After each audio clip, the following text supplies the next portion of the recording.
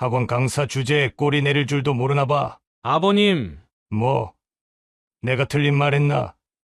이혼한 여자가 딸 키운다고 고생은 했겠지만, 아버지, 제발 그만하세요. 난 우리 아들이 최소한 은행원이나 공무원 집안하고는 결혼할 줄 알았는데, 이혼한 집안에 학원 강사라니. 제가 학원 강사라서 이혼했다는 이유로 이런 대접을 받아야 하나요? 화리야, 일어나자. 어머, 벌써 가게? 음식도 제대로 못 드셨는데. 이래서 이혼한 집안하고는. 어머니, 왜? 내가 틀린 말 했어.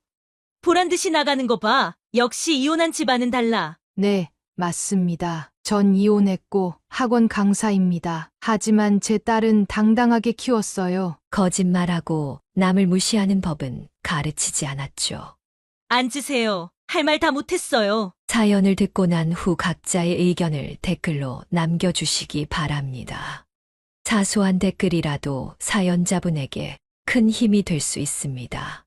각색될 수 있고 사연자분의 입장에서 구성될 수 있습니다. 15해 전의 그날은 영어학원 강의를 마치고 돌아온 평범한 저녁이었습니다. 그녀는 평소와 다름없이 현관문을 열었지만 그날따라 유독 집안이 조용했습니다. 신미순 여사는 25세 시작해 20년 동안 지켜온 결혼 생활이 그날로 완전히 무너질 것이란 생각은 하지 못했습니다. 거실 테이블 위에는 남편의 휴대폰이 놓여 있었습니다. 평소 꼭 들고 다니던 것을 두고 간 것이 이상했습니다. 그때 울리는 문자 알림음. 그녀는 무심코 화면을 받고 그 순간 그의 온 몸이 얼어붙었습니다. 오늘도 좋았어요. 선생님 다음 주에 또 봬요. 발신인은 지민이었습니다. 남편이 4년 전부터 과외를 하던 22살의 제자였습니다. 그는 떨리는 손으로 메시지를 열었고 끝없이 이어지는 대화 내용에 숨이 막혔습니다. 엄마, 괜찮아? 거실에 서 있는 그를 보고 15살이던 딸 화리가 물었습니다. 그는 아무 말도 할 수 없었습니다. 눈물만 흘렸습니다. 다음 날 그는 남편을 기다렸습니다. 밤늦게 들어온 45살의 남편은 평소와 다름없는 얼굴이었습니다. 당신, 지민이랑 뭐야? 그의 질문에 남편은 잠시 굳었다가 이내 체념한 듯한 표정을 지었습니다. 미안해. 단 한마디, 20년 결혼 생활에 대한 사과가 고작 이 한마디였습니다. 이게 다야? 4년이나 날 속였는데? 그의 목소리가 떨렸습니다. 더 이상 못 참겠어. 난 지민이가 필요해. 남편의 말에 그는 쓰러질 것 같았습니다. 엄마, 아빠, 제발. 화리가 울며 매달렸지만 이미 돌이킬 수 없는 상황이었습니다. 남편은 짐을 싸서 나갔고 그날 이후 그들의 가정은 완전히 무너졌습니다. 이혼 조정 과정은 고통스러웠습니다. 매일 밤 화리는 베개를 적셨고 그는 딸의 방문 앞에서 한숨만 내쉬었습니다. 학원에서도 수업에 집중하기 힘들었습니다. 선생님, 오늘은 일찍 들어가세요. 제가 마무리할게요. 동료, 교사가 걱정스러운 눈으로 말했습니다. 하지만 그는 집에 가기가 두려웠습니다. 빈 집에서 마주하는 현실이 너무나 고통스러웠기 때문입니다. 법원에서 이혼 조정이 끝난 날, 그는 화리의 손을 꼭 잡았습니다. 화리야, 엄마가 미안해. 엄마가 뭐가 미안해. 엄만 잘못한 거 없잖아. 화리의 말에 그는 더욱 가슴이 미어졌습니다.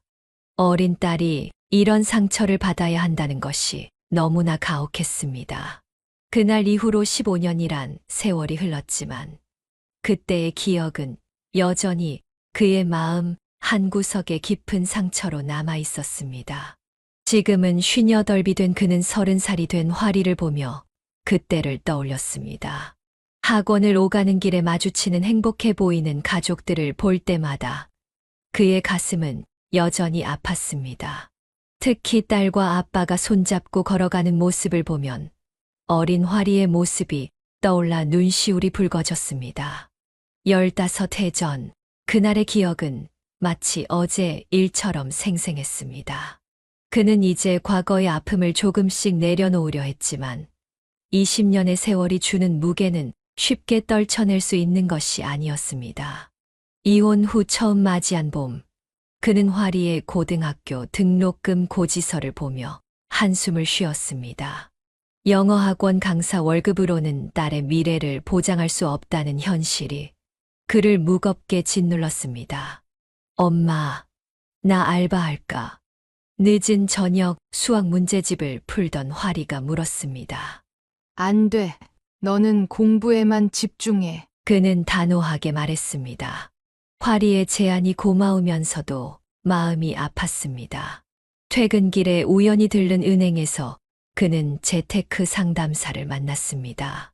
선생님, 지금 역세권 오피스텔이 좋은 투자처예요. 월세도 안정적이고. 처음에는 귓등으로 흘려들었지만 매일 밤 인터넷을 뒤지며 부동산 공부를 하다 보니 조금씩 이해가 되기 시작했습니다. 미순쌤, 진짜 살 거예요? 전 재산을 다 쏟아부어야 할 텐데. 동료 선생님이 걱정스러운 목소리로 말했습니다. 화리 대학 등록금은 어떻게든 마련해야 해요. 그는 결심했습니다. 밤늦게까지 학원에서 추가 수업을 하고 주말에도 과외를 늘렸습니다. 점심은 김밥 한 줄로 때우고 버스비를 아끼려 걸어 다녔습니다. 6개월 뒤 그는 마침내 역세권 오피스텔 계약서에 도장을 찍었습니다. 은행 대출을 받고 퇴직금까지 모두 털어넣었지만 안정적인 월세 수입이 생긴다는 생각에 마음이 든든했습니다.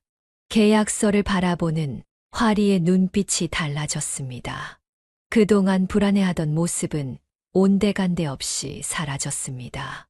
전세 사는 것보다 월세 받는 게 낫지. 그녀는 씁쓸하게 웃었습니다. 남편과 함께 살던 집에서 전세로 옮길 때의 막막함이 떠올랐습니다. 매달 통장에 꼬박꼬박 입금되는 월세를 보며 그는 조금씩 자신감을 얻었습니다. 학원 수업이 끝나면 도서관에 가서 경제 공부를 했고 주말이면 부동산 설명회도 찾아다녔습니다. 엄마, 나중에 크면 엄마처럼 되고 싶어. 어느 날 화리가 불쑥 말했습니다. 그는 눈물이 날 것 같았지만 꾹 참았습니다. 그래. 우리 화리는 엄마보다 더 멋지게 살 거야. 이제 그녀는 더 이상 남편에게 위자료를 받는 것이 불편하지 않았습니다. 그 돈은 고스란히 화리의 학업을 위해 저축했습니다. 투자 성공의 맛을 본 그는 더욱 치밀하게 계획을 세웠습니다. 학원 수업이 없는 시간에는 경매 공부도 시작했습니다. 처음에는 낯설고 어려웠지만 하나씩 배워가는 재미가 쏠쏠했습니다.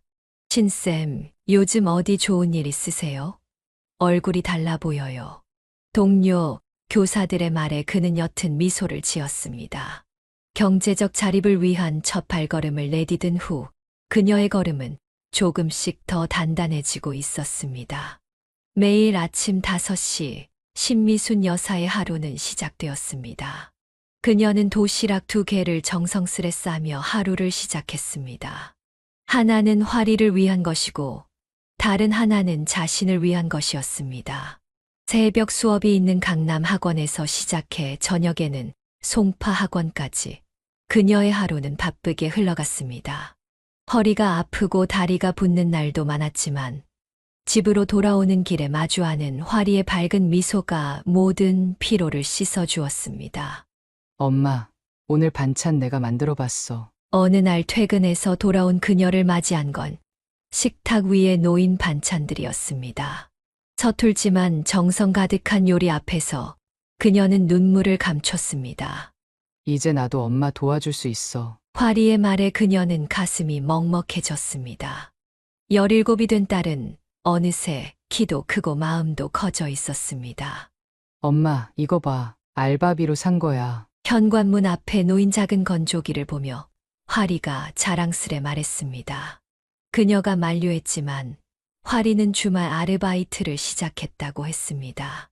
공부할 시간은 챙기고 있는 거지? 당연하지. 엄마가 얼마나 힘들게 일하시는데 나도 뭐라도 해야지. 매일 아침 일찍 일어나 빨래를 개고 설거지를 하고 방 청소까지 하는 화리를 보며 그녀는 미안함과 고마움이 교차했습니다. 선생님, 따님이 정말 착하네요. 어쩜 저리 철이 일찍 들었대요? 같은 학원에서 일하는 동료, 강사의 말에 그녀는 쓸쓸한 미소를 지었습니다. 철이 일찍 든 게 아니라 철이 들 수밖에 없었던 상황이었기 때문입니다. 주말이면 그녀와 화리는 장을 보러 갔습니다. 화리는 세일 상품을 찾아다니며 꼼꼼하게 가격을 비교했고 저녁거리를 고르면서도 항상 엄마의 입맛을 먼저 생각했습니다. 화리야, 너는 내 것도 사. 난 엄마랑 같이 먹는 게 더 좋아. 때로는 딸이 너무 일찍 어른이 되어버린 것 같아 그녀의 마음이 아팠습니다. 하지만 화리는 오히려 그녀를 위로했습니다. 엄마, 나 요즘 정말 행복해. 엄마랑 둘이 사는 게 좋아. 퇴근길에 마주한 높은 학원비 청구서에 한숨을 쉬던 날, 화리가 건넨 편지는 그녀의 마음을 따뜻하게 했습니다. 우리 엄마가 최고야. 이렇게 열심히 사는 엄마가 자랑스러워. 그녀는 편지를 읽다가 눈물이 났습니다. 힘들 때마다 이렇게 위로가 되어주는 딸이 있어 행복했습니다.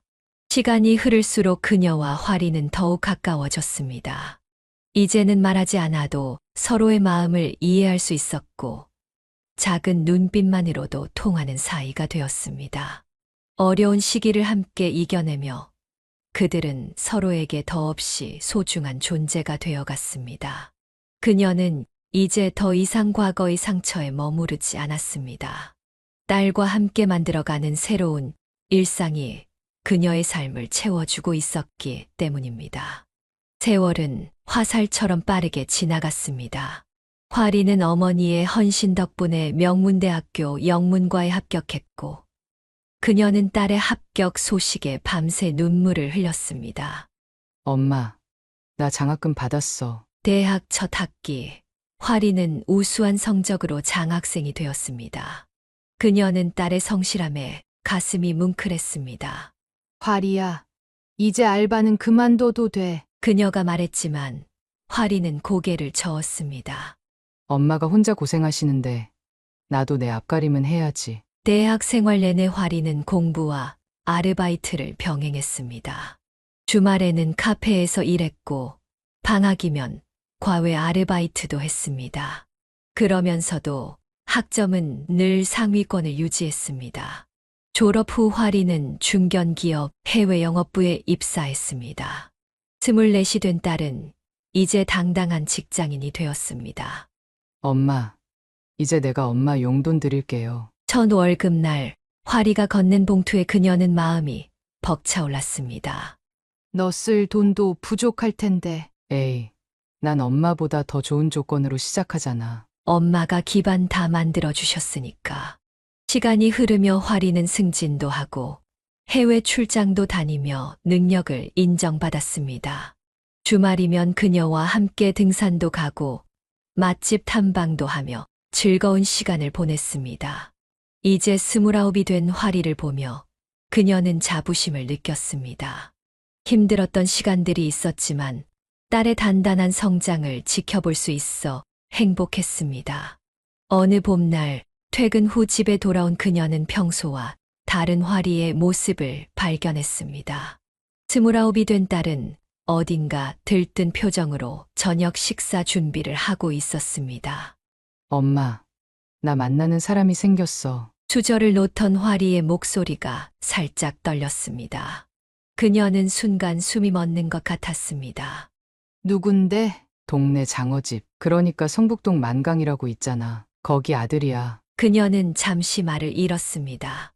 그 집 아들이라면 35. 화리와는 6살이나 차이가 났습니다. 나이가 좀 많네. 그녀의 말에 화리가 고개를 들었습니다. 엄마, 준혁 오빠는 달라. 정말 착하고 성실해. 그녀는 화리의 눈빛에서 설렘을 읽었습니다. 하지만 동시에 불안감도 밀려왔습니다. 며칠 후 장어집 앞을 지나던 그녀는 가게 안을 들여다보았습니다. 젊은 남자가 손님들에게 정중하게 인사하는 모습이 보였습니다. 어머님, 혹시 화리 어머니세요? 예상치 못한 목소리에 그녀는 깜짝 놀랐습니다. 준혁이었습니다.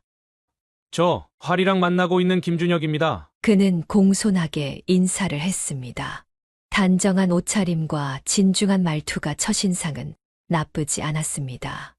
어머님께 인사도 제대로 못 드리고 활이와 만나고 있어 죄송합니다. 정중한 그의 태도에 그녀의 마음이 조금씩 누그러졌습니다.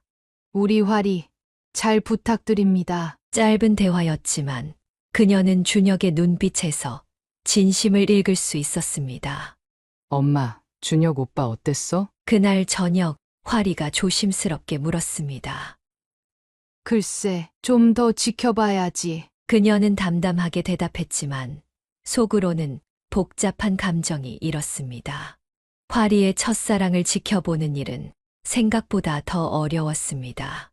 엄마, 걱정하지 마. 나 이제 다 컸잖아. 활이의 말에 그녀는 쓴웃음을 지었습니다. 아무리 커도 딸은 여전히 어린 아이 같았습니다.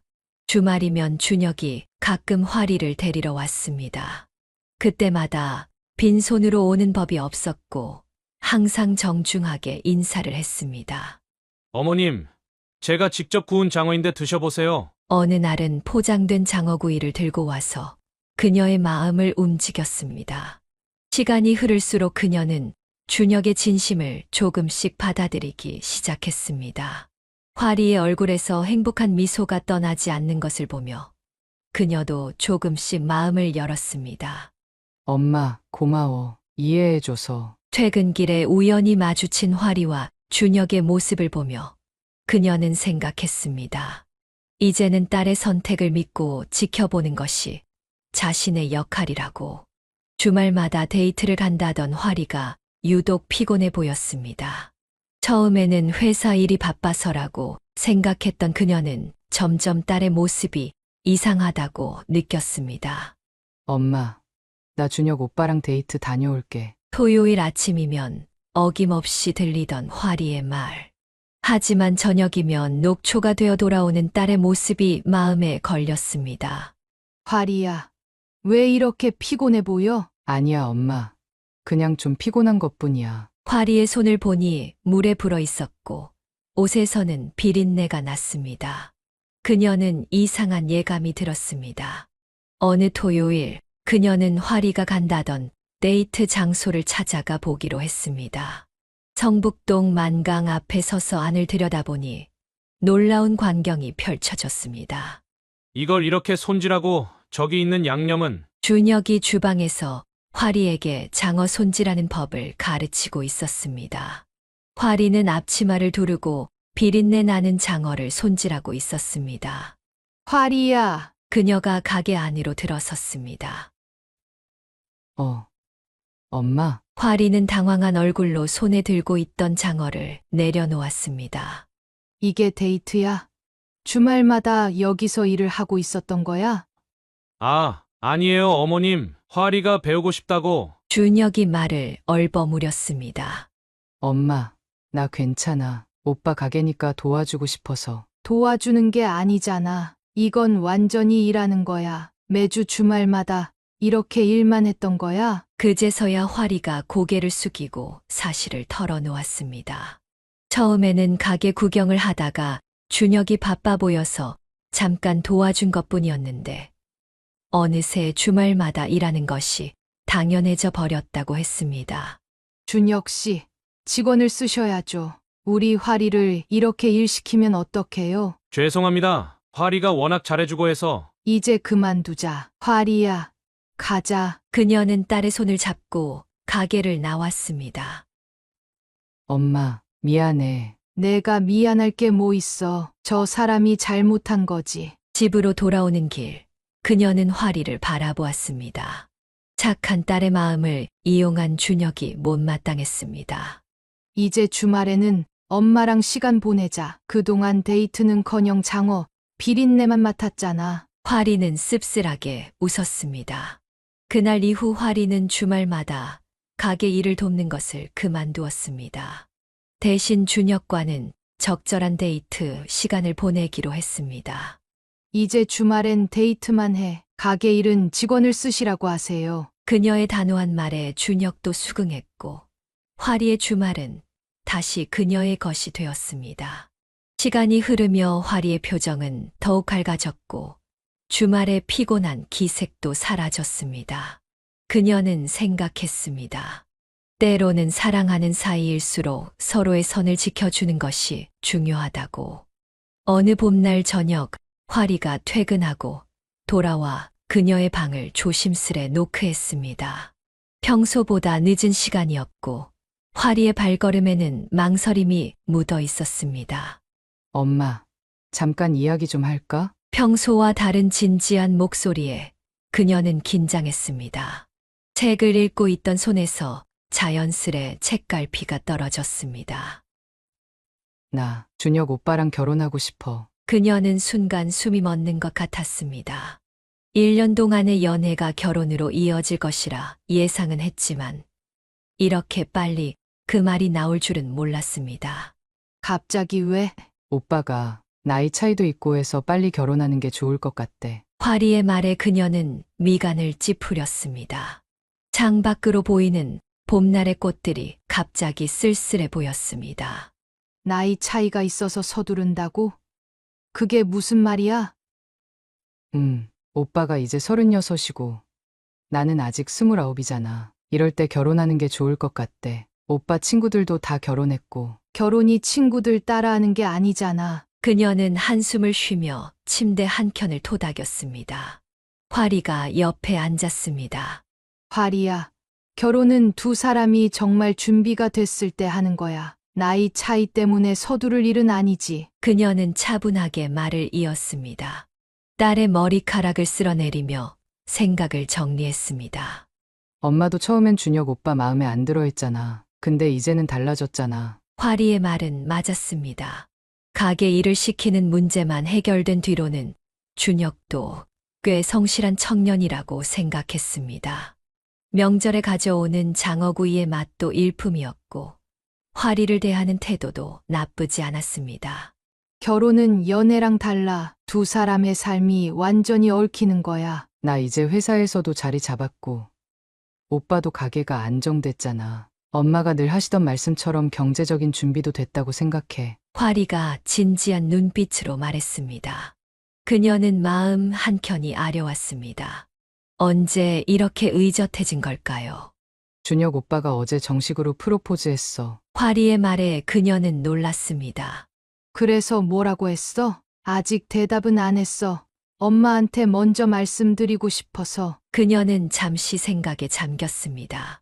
예전의 화리라면 설렘에 들떠서 바로 대답했을 텐데 이렇게 신중하게 생각하는 모습이 대견하면서도 한편으로는 마음이 아팠습니다. 나이 차이 때문이라는 게 영 이해가 안 되는구나. 오빠가 부모님의 압박도 있고 그래서 조금 서두르는 것 같아. 그녀는 눈썹을 찌푸렸습니다. 부모님의 압박이라 문득 불편한 예감이 들었습니다. 화리야, 혹시 준혁 씨 부모님이 뭐라고 하시던가? 아직 한 번도 뵌 적 없어. 화리의 대답에 그녀는 더욱 걱정이 되었습니다. 1년이나 만났는데 부모님을 한 번도 못 만났다니. 이번 주말에 준혁 씨 부모님이랑 한번 만나보자. 결혼은 두 사람만의 일이 아니야. 특히 장어집이라는 가업이 있는 집안이니 앞으로 화리가 감당해야 할 일들이 많을 것이라 생각했습니다. 지난번 가게 일을 시켰던 일도 마음에 걸렸습니다. 정말? 엄마, 화리가 그녀를 꼭 안았습니다.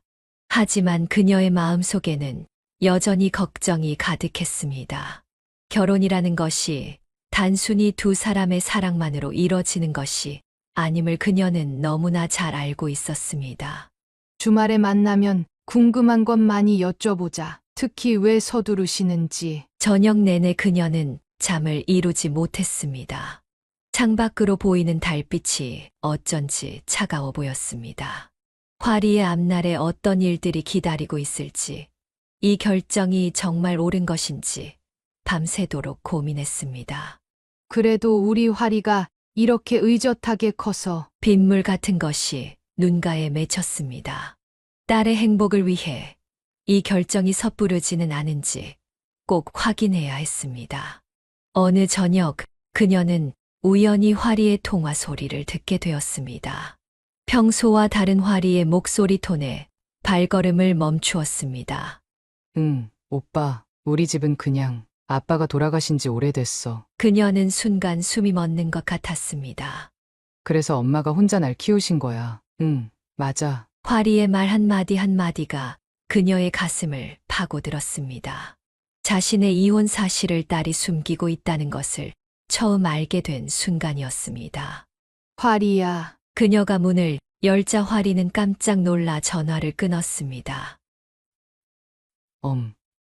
엄마, 방금 그 말 무슨 뜻이니? 화리의 얼굴이 창백해졌습니다. 한동안 침묵이 이어졌습니다. 미안해, 엄마. 준혁 오빠가 이혼한 가정에 대해 되게 안 좋게 생각해서. 그녀는 가슴 한구석이 무너져 내리는 것을 느꼈습니다. 15년 전에 그 아픈 기억이 다시 되살아났습니다.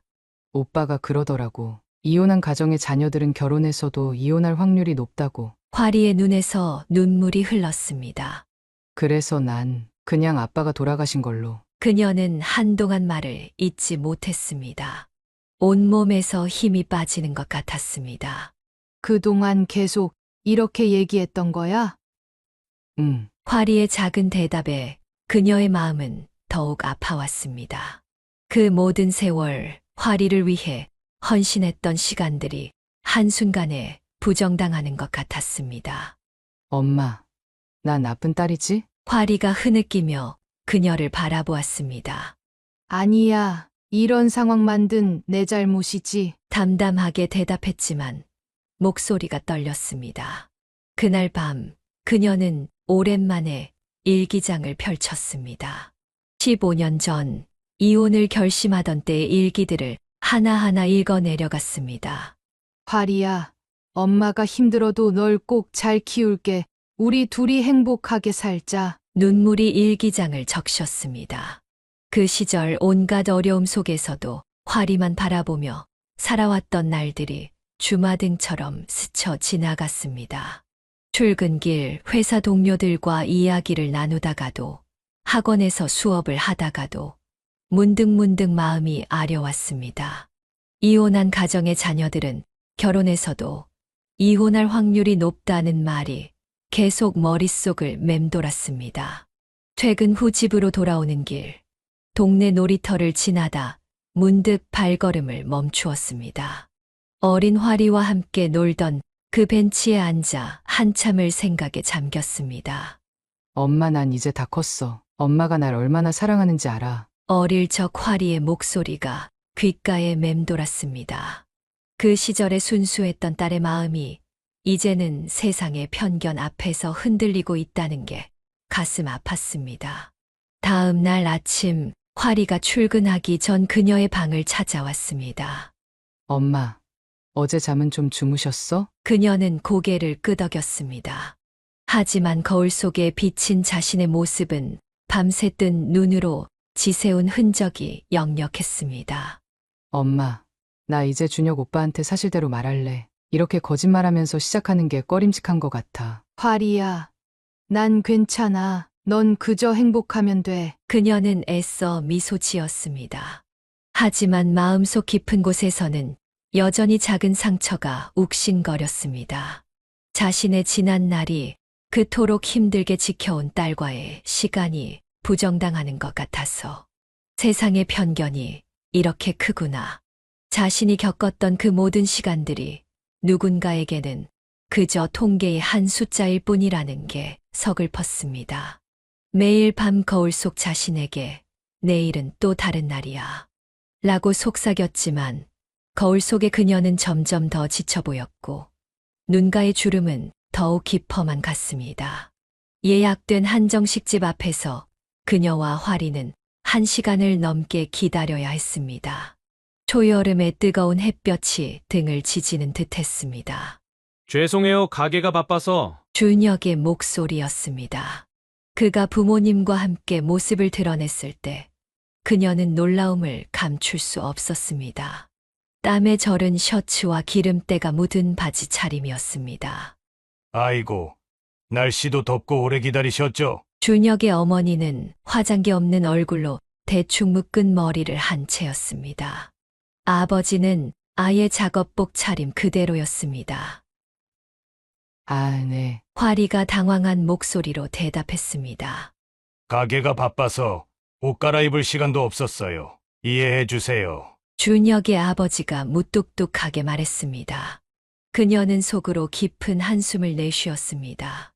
자, 이제 들어가시죠. 음식이 나오고 어색한 침묵이 이어졌습니다.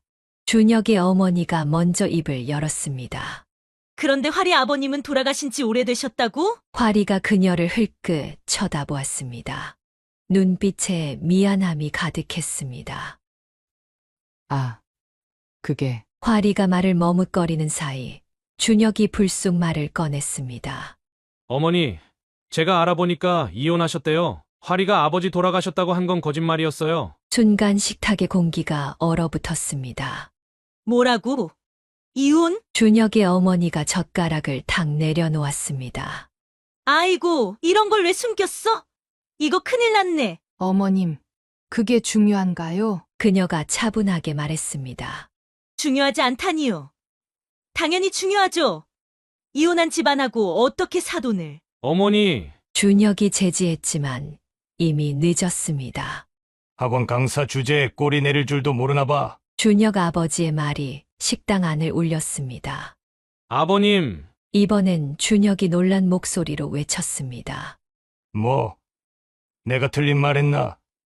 이혼한 여자가 딸 키운다고 고생은 했겠지만, 아버지, 제발 그만하세요. 준혁이 고개를 숙였습니다. 난 우리 아들이 최소한 은행원이나 공무원 집안하고는 결혼할 줄 알았는데, 이혼한 집안에 학원 강사라니. 그녀는 천천히 자리에서 일어났습니다. 손이 떨렸지만 목소리는 단단했습니다. 제가 학원 강사라서 이혼했다는 이유로 이런 대접을 받아야 하나요? 엄마, 화리가 그녀의 손을 잡았습니다. 화리야, 일어나자. 네. 아니, 잠깐만요. 준혁이 당황한 목소리로 말했습니다. 준혁 씨, 당신도 이런 생각이었나요? 이혼한 가정은 결혼하면 안 된다고? 아, 그게, 준혁이 고개를 떨구었습니다. 그동안 우리 화리가 거짓말을 한 게 당신의 그런 생각 때문이었더군요. 죄송합니다. 하지만 전, 됐어요. 이제 다 알았으니까. 그녀가 자리에서 일어서려는 화리의 손을 잡았습니다. 어머, 벌써 가게? 음식도 제대로 못 드셨는데. 준혁 어머니의 비아냥거리는 말이 들렸습니다. 이래서 이혼한 집안하고는. 어머니, 준혁이 다시 한번 소리쳤습니다. 왜 내가 틀린 말했어?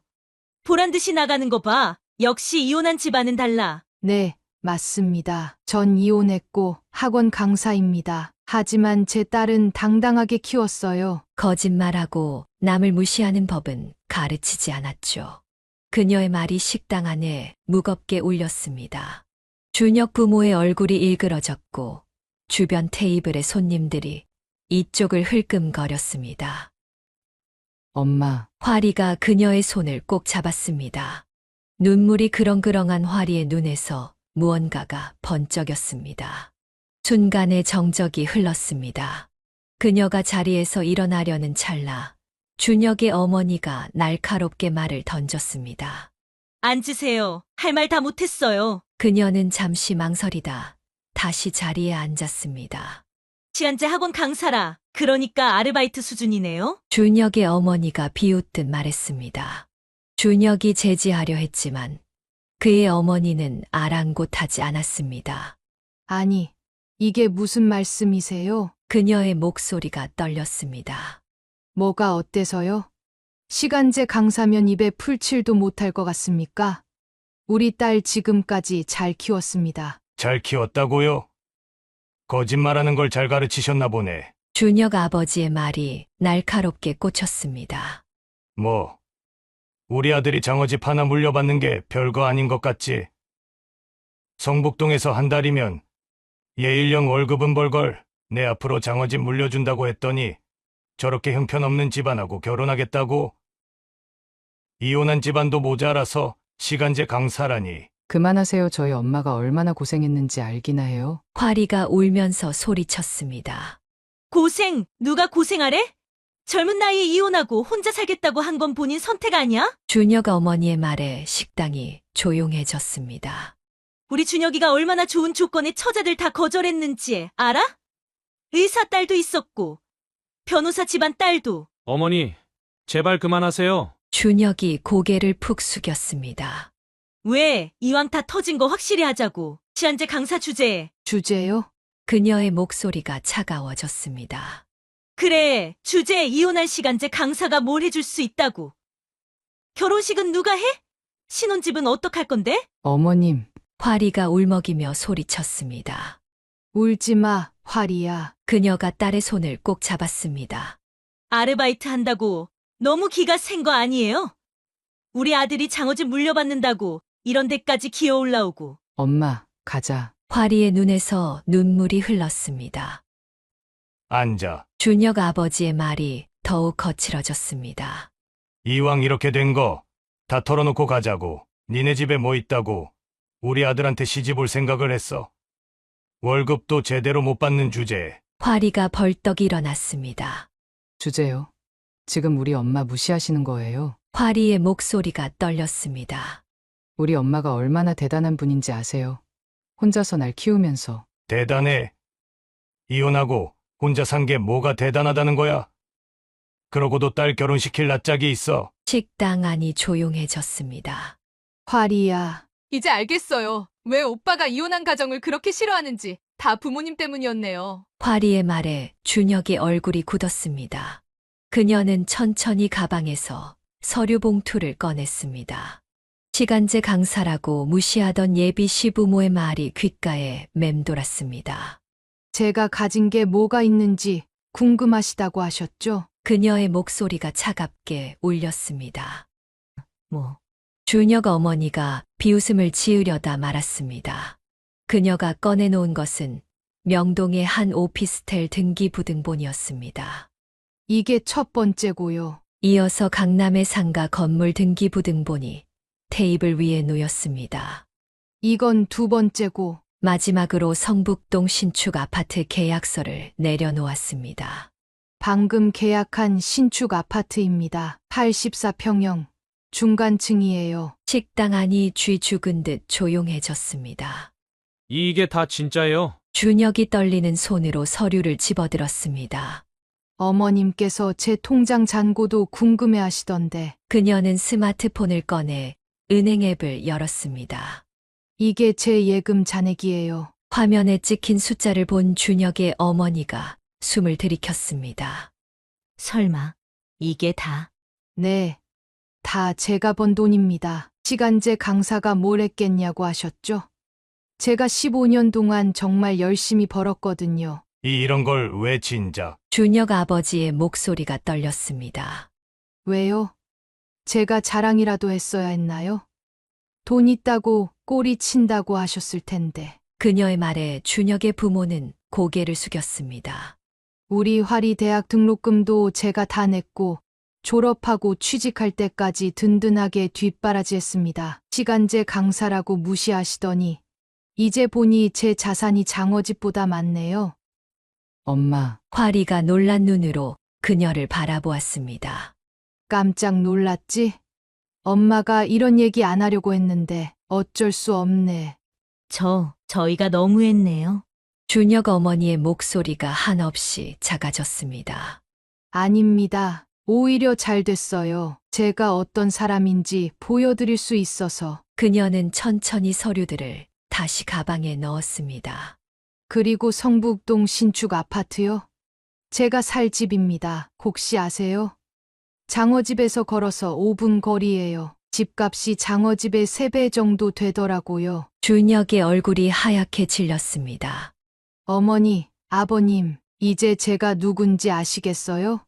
시간제 강사지만 제 딸 미래는 걱정 없습니다. 오히려 제가 걱정이네요. 장어집 하나로 우리 화리를 행복하게 해줄 수 있을지. 이런 식으로 우리를 무시하시는 건가요? 준혁 아버지가 버럭 소리를 질렀습니다.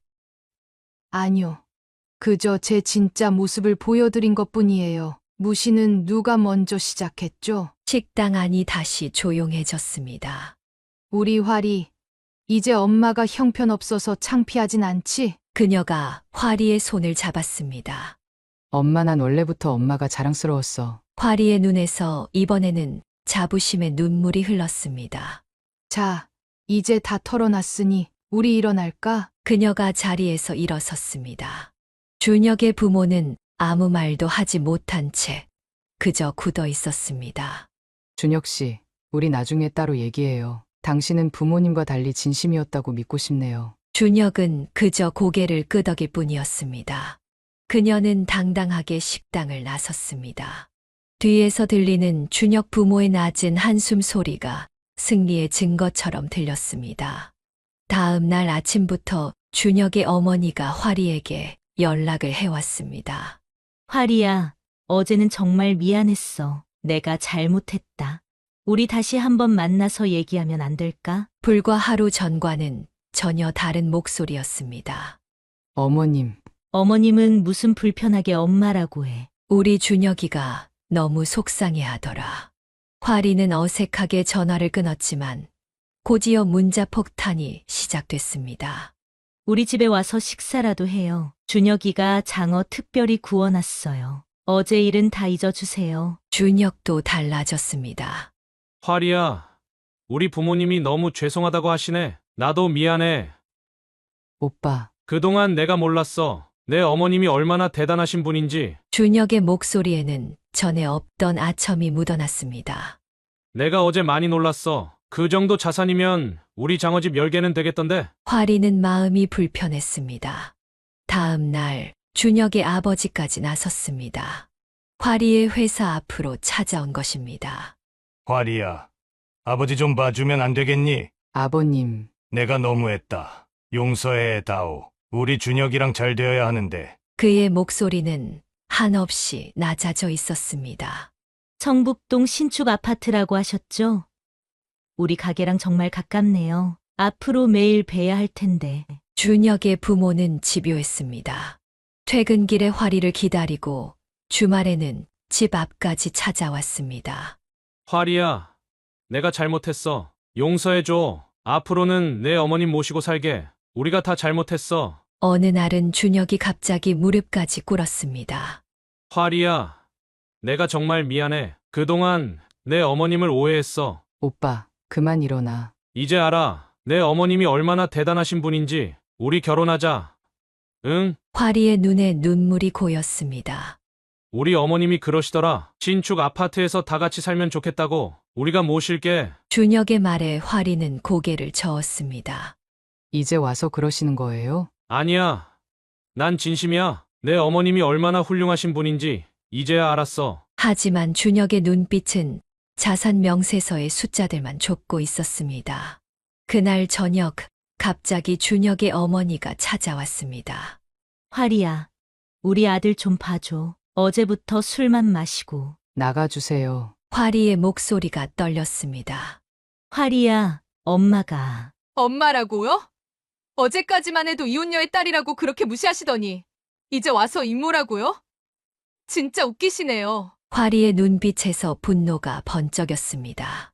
돈이 보이니까 이제 저희가 눈에 들어오나 봐요. 당장 나가주세요. 더는 보고 싶지 않아요. 다음 날은 준혁이 회사 앞을 서성였습니다. 화리야, 우리 에버랜드 갈까?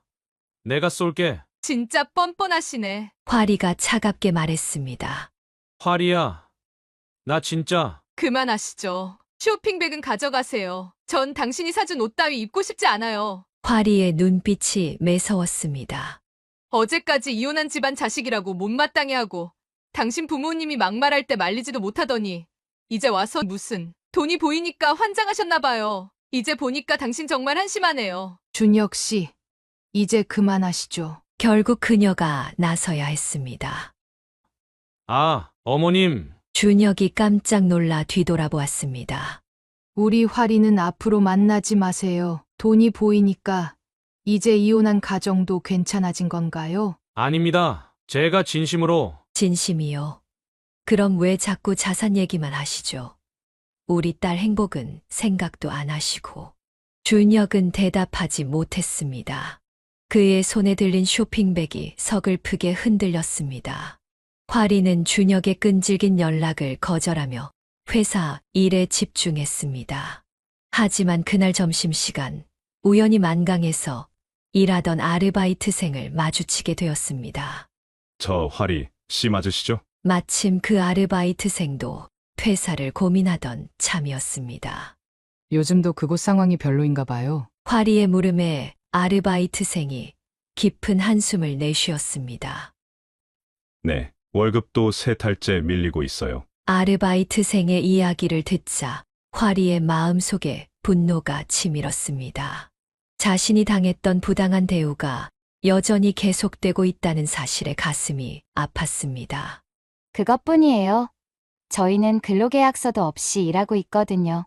세금 신고도 제대로 안 하시는 것 같고. 주방 보조 직원의 이야기를 들으니 분통이 터졌습니다. 화리 씨, 저도 말씀드릴 게 있는데 홀 서빙하던 직원이 다가왔습니다. 장어 신선도가 많이 떨어져도 그냥 내보내요. 유통기한도 제멋대로 손님들 식중독 걸릴까 봐 매번 걱정이에요. 화리는 자신이 일할 때 보았던 비위생적인 주방 상태가 떠올랐습니다. 그리고 저기 뒷문으로 들어오는 장어들 원산지가 이상해요. 네. 무슨 뜻이세요? 일본산을 국내산으로 둔갑시켜서 팔아요. 가격은 국내산으로 받고. 직원들의 폭로는 계속되었습니다. 화리는 그 자리에서 휴대폰을 꺼냈습니다. 이런 일들이 있었군요. 제가 일할 때도 봤어요. 사진도 있고요. 화리는 자신이 일하면서 찍어둔 사진들을 보여주었습니다. 비위생적인 주방 상태, 유통기한이 지난 식재료들, 원산지, 표기 위반. 우리 다 같이 신고해요. 제가 먼저 시작할게요. 화리의 말에 직원들이 하나둘 고개를 끄덕였습니다. 다음 날 화리는 식품위생과에 신고를 했습니다. SNS에도 그동안의 증거 자료를 올렸습니다. 성북동 만강에서 일했던 사람입니다. 이런 일이 있었어요. 게시글은 순식간에 퍼져나갔습니다. 댓글이 달렸습니다. 저도 거기서 일했는데 맞아요. 저도 밀린 월급 못 받았어요. 식중독 걸렸었는데 준혁의 전화가 왔습니다. 화리야, 이러지 마. 내가 신고한 거라며. 오빠, 이제 와서 그런 말씀하시지 마요. 다 오빠네 가족이 자초한 거예요. 보건소 조사가 들어왔습니다. 세무서에서도 조사에 착수했습니다. 야, 이게 무슨 짓이야? 준혁 아버지가 화리의 회사로 찾아왔습니다. 우리 가게 망하게 하려고 작정했어. 이게 다 내 어미 돈이 많다고. 아버님, 그만하세요. 불법을 저지른 건 아버님이에요. 화리의 목소리는 단단했습니다. 며칠 뒤 만강 앞에는 위생점검 중 팻말이 걸렸습니다. 언론에서도 취재가 들어왔습니다. 유명 장어구이집 불법 영업 적발. 준혁의 어머니가 이번에는 그녀를 찾아왔습니다. 제발 그만해. 우리가 잘못했어. 이러다 가게 망하겠어. 어머님, 이제 와서 그러시면 뭐해요? 직원들 임금도 제때 안 주시고 위생관리도 안 하시고 그게 다 어머님 잘못이에요. 결국 만강은 영업정지 처분을 받았습니다. 성북동의 명물이라 불리던 장어집의 추락은 순식간이었습니다. 엄마, 내가 잘한 걸까? 그날 저녁 화리가 물었습니다. 잘했어. 내가 용기를 내지 않았다면 저 사람들의 잘못된 행동은 계속됐을 거야. 그녀는 딸을 꼭 안아주었습니다.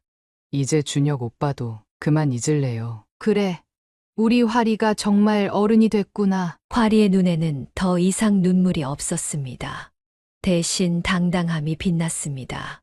태풍이 지나간 듯한 소동이 끝나고 늦가을의 서늘한 바람이 불어오던 날이었습니다. 그녀와 화리는 성북동 신축 아파트로 이사를 했습니다. 엄마, 이제 정말 새로 시작하는 거네요. 화리가 새집 거실 창문을 활짝 열었습니다. 맑은 가을 하늘이 펼쳐졌습니다. 그래. 우리 둘 다 새로 시작하는 거야. 그녀는 휴대폰을 꺼내 번호를 바꾸는 신청을 했습니다. 화리도 같은 날 번호를 변경했습니다. 이제 그 사람들한테 연락 못 받겠죠? 화리의 목소리에는 더 이상 망설임이 없었습니다. 엄마, 이제 보니까 우리한테 정말 좋은 것만 남았네요. 새로 꾸민 거실에서 화리가 웃으며 말했습니다. 우리끼리 잘 살 수 있다는 걸 계속 증명해 왔잖아요. 그녀는 딸의 말에 고개를 끄덕였습니다. 15년 전 이혼 후의 시작이 떠올랐습니다. 그때도 지금도 그들에게는 서로가 있었습니다. 엄마, 이사하면서 버린 짐보다 새로 산 게 더 많은 것 같아요. 화리가 새로 배치된 가구들을 둘러보며 말했습니다.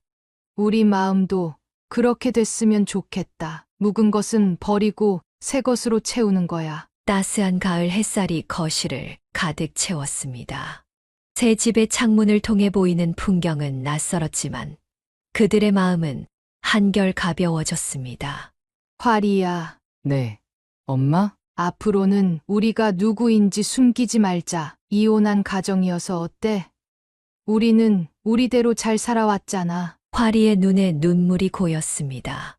미안해요, 엄마. 제가 그동안 우리 가정을 부끄러워한 것 같아서. 아니야. 그건 내 잘못이 아니야. 세상의 편견이 너무 컸던 거지. 마주 앉은 모녀는 따뜻한 미소를 나누었습니다. 이제 진짜 새로운 시작이에요. 화리가 창가로 다가가 깊게 숨을 들이마셨습니다. 새 아파트에서 보이는 서울의 풍경이 달라 보였습니다. 그래.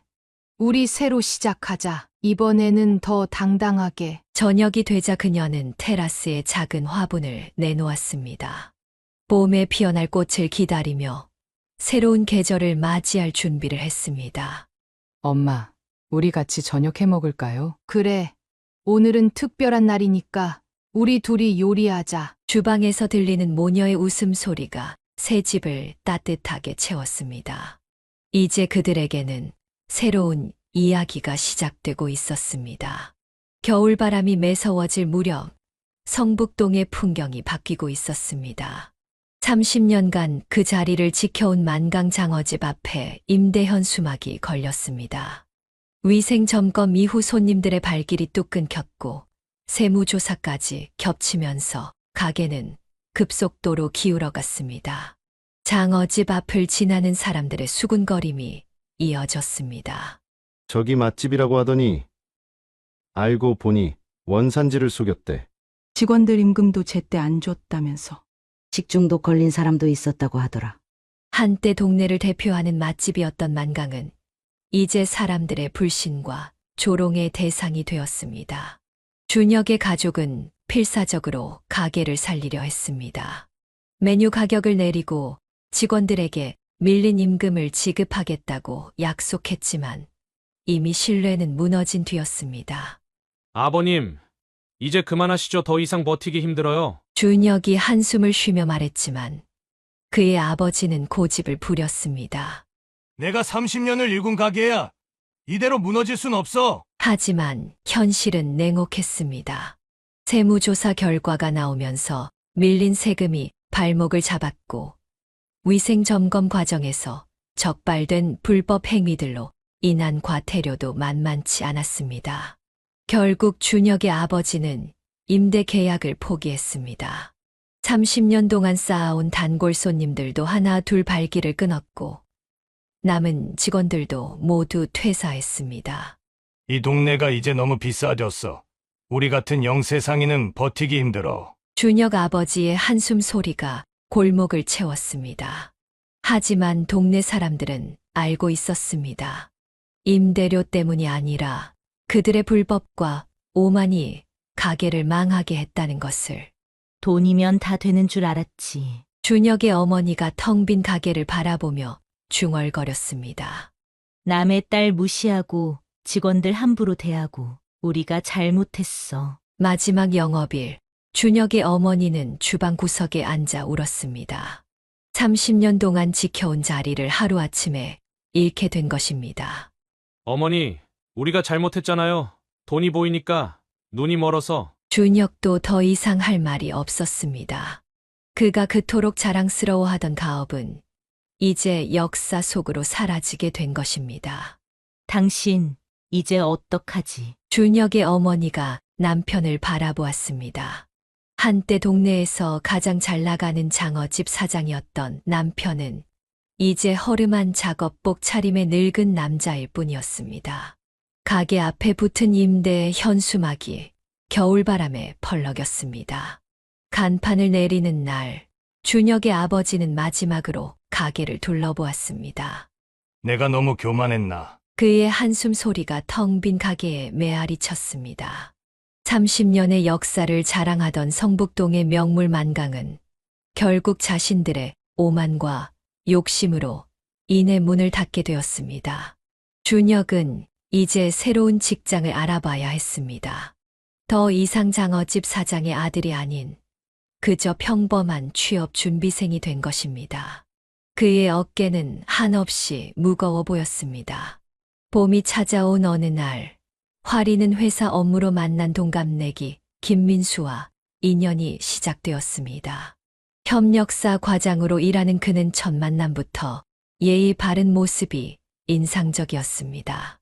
신 대리님, 지난번 보내주신 자료 정말 도움이 많이 됐습니다. 민수의 진중한 말투와 따뜻한 미소가 화리의 마음을 조금씩 열었습니다. 김 과장님도 보내주신 피드백이 큰 도움이 됐어요. 두 사람은 자연스럽게 가까워졌습니다. 퇴근 후 함께 마시는 커피, 점심시간에 나누는 대화가 쌓여갔습니다.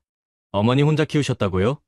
정말 대단하신 것 같아요. 민수는 화리의 가정환경을 자연스럽게 받아들였습니다.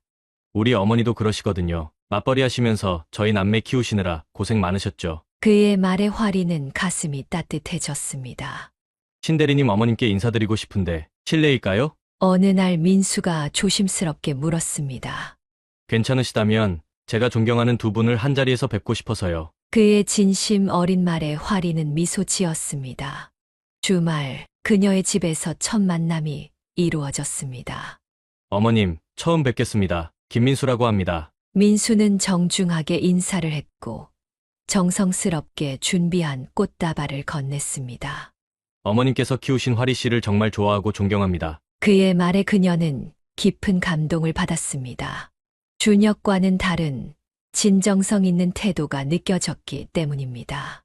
어머님, 제가 화리 씨와 진지하게 만나고 싶습니다. 민수의 청솔한 고백에 그녀는 따뜻한 미소를 지었습니다. 우리 화리를 좋아해 주셔서 감사해요. 저녁 식사 자리는 화기애애했습니다. 민수는 자신의 이야기를 솔직하게 들려주었고 그녀도 차츰 마음을 열었습니다. 어머니, 앞으로 자주 찾아뵐게요. 제가 성실하게 화리 씨를 행복하게 해드리겠습니다. 돌아가는 민수의 뒷모습을 보며 화리가 말했습니다. 엄마, 이번에는 진짜일 것 같아요. 그래. 나도 그렇게 느껴졌어. 그녀는 딸의 행복한 표정을 보며 안도했습니다. 이제야 화리가 진정한 사랑을 만난 것 같아서였습니다. 민수 씨는 달라요. 나를 있는 그대로 봐주는 것 같아서. 화리의 눈빛이 달라졌습니다. 더 이상 불안하거나 초조해하지 않았습니다. 사람을 보는 눈이 생겼구나. 그녀는 딸의 어깨를 감싸 안았습니다. 이제 화리는 진정한 사랑을 시작할 준비가 된 것 같았습니다.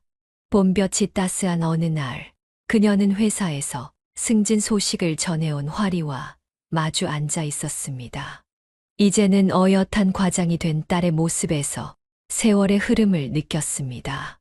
엄마, 이번에 새로 맡은 프로젝트도 잘 마무리됐어요. 화리는 이제 회사의 핵심 인재로 인정받고 있었습니다.